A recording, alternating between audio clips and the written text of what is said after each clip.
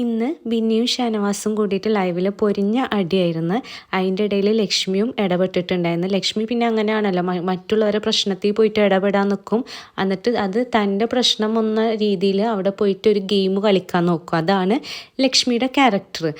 പക്ഷേ ഇതിൻ്റെ ഇടയിൽ പെട്ടുപോയത് പാവം അനീഷായിരുന്നു. അനീഷ് ഇതെല്ലാം കേട്ടുകൊണ്ട് ഒരു മൂലയ്ക്ക് ഇരിക്കുകയാണ് ചെയ്തത്. ബിഗ് ബോസ് സീസണിൽ ഇതുവരെ ഇത്രയും ക്ഷമയുള്ള ഒരു മനുഷ്യനെ ഞാൻ കണ്ടിട്ടില്ല. അത്രക്കും ക്ഷമിച്ചിട്ടാണ് അനീഷ് അവിടെ നിൽക്കുന്നത് തന്നെ.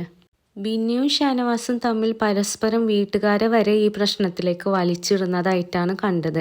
അതിൻ്റെ ഇടയിൽ ഈ കേസിലേക്ക് കയറി വന്ന ലക്ഷ്മിയുടെ വീട്ടുകാർക്കും ഷാനവാസിൻ്റെ വക കിട്ടിയിട്ടുണ്ടായിരുന്നു. അത് ലക്ഷ്മി സ്വയം വാങ്ങിയത് തന്നെയാണ്. ലക്ഷ്മിക്ക് പിന്നെ ഇടപെടേണ്ട ആവശ്യം ഉണ്ടായിരുന്നില്ല.